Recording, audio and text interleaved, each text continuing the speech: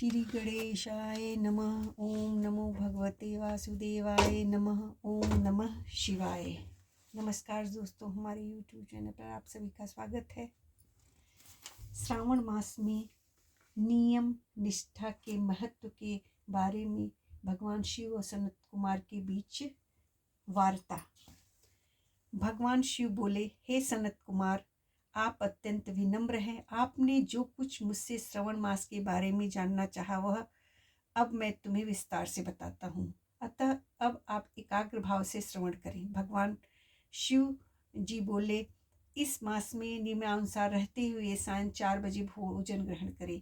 1 मास तक रुद्राभिषेक करें। उस समय उपवासकर्ता को अपनी प्रिय वस्तु को त्याग देना चाहिए।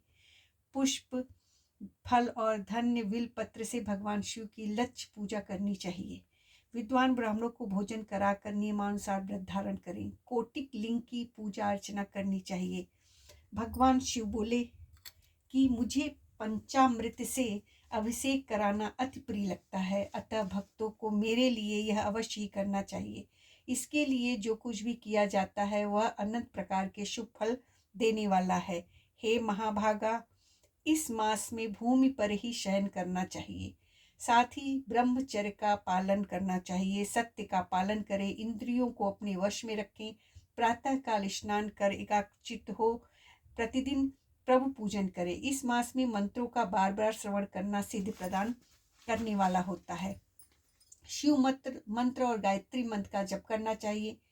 नमस्कार तथा वेद पठन मनोनुकूल और मनोवांछित फल देने वाला होता है। पुरुष सूक्त मंत्र का जाप करना चाहिए। यह अत्यधिक फल प्रदान करने वाला होता है। कोटि होम, ग्रह यज्ञ होम, लक्ष्य होम तथा अयुत होम करने पर मन वांछित फल मिलता है। इस श्रावण मास के समान मुझे पूरे वर्ष का अन्य कोई भी माह प्रिय नहीं है। यह मास मनोवांछित एवं कामनाओं के अनुसार फल देने वाला होता है। अतः हे सत्पुरुष, इस मास में जिन व्रतों को करने का विधान है उनका मैं विस्तार पूर्वक सुनो। रविवार को सूर्य व्रत करें। सोमवार को मेरा पूजन करने के पश्चात ही भोजन ग्रहण करें। श्रवण मास में प्रथम सोमवार से शुरू करके निरंतर 3 मास तक किया गया व्रत समस्त मनोकामनाओं और अर्थ सिद्धियों को देने वाला है। यह व्रत रोटक व्रत कहलाता है। मंगलवार को किया गया व्रत मंगला गौरी व्रत, बुधवार को किया गया व्रत बुद्ध व्रत, बृहस्पतिवार को किया गया व्रत जीवतिका देवित व्रत, शनिवार को हनुमान तथा नरसिंह का व्रत किया जाता है। सनत कुमार, अब आप मुझसे तिथियों के अनुसार किए जाने वाले व्रत को सुने।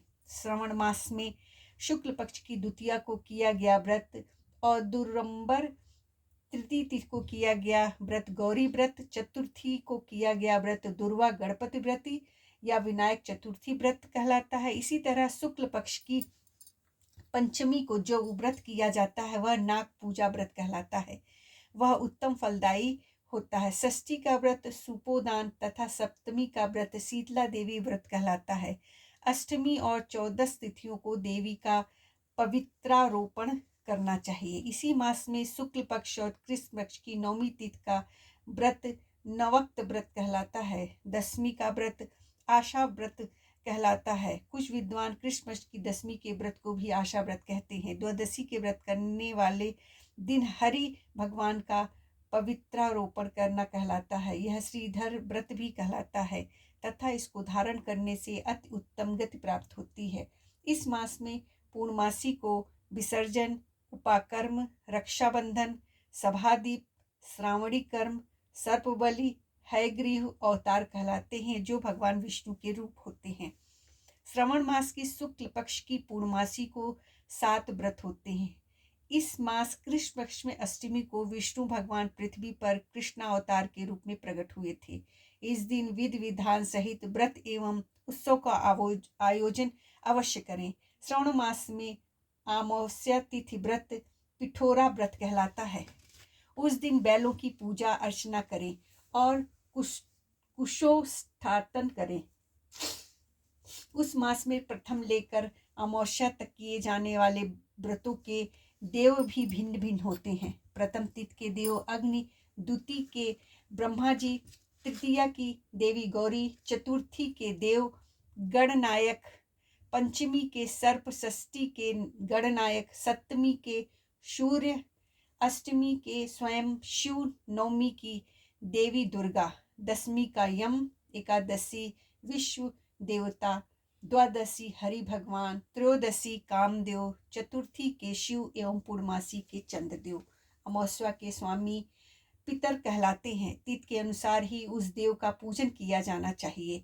हे महामुनि, सूर्य संक्रमण के कारण उस दिन से सिंह राशि पर 12 अंग एवं 40 घंटी व्यतीत हो जाने पर अगस्त नक्षत्र दिखाई देता है। अगस्त नक्षत्र के लिए उदय होने से 7 दिन पूर्व ही अर्घ देना शुरू कर दें। वर्ष में 12 मासों में सूर्य देव भिन्न भिन्न नामों से तापित होते हैं, परंतु श्रवण मास में सूर्य देव गर्भास्थ नाम से तापित होते हैं। अतः तत्पर हो एवं भक्ति भाव से उसी महीने उसका पूजन करें। वर्ष के इस मास में साग खाना वर्जित है। भाद्रपद मास में दही लेना वर्जित है। अश्विनी मास में दूध का त्याग करें तथा कार्तिक मास में दाल नहीं खानी चाहिए। यदि यह सारा विधान पूरा करने में असमर्थ हो तो केवल इस श्रवण मास में ही इन सब वस्तुओं को छोड़ देने से मनवांछित फल प्राप्त होता है।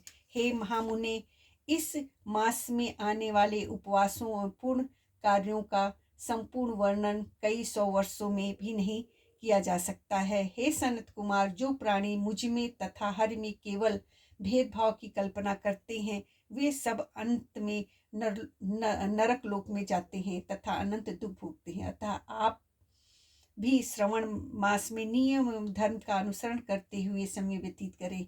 यह मार्ग सब प्राणियों के लिए कल्याणकारक एवं मोक्ष प्रदान करने वाला है। ओम श्री गणेशाय नमः। ओम नमो भगवते वासुदेवाय नमः।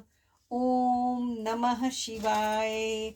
दोस्तों, आपको यदि ये कथा पसंद आई हो, लाइक, कमेंट, सब्सक्राइब करना जरूर से।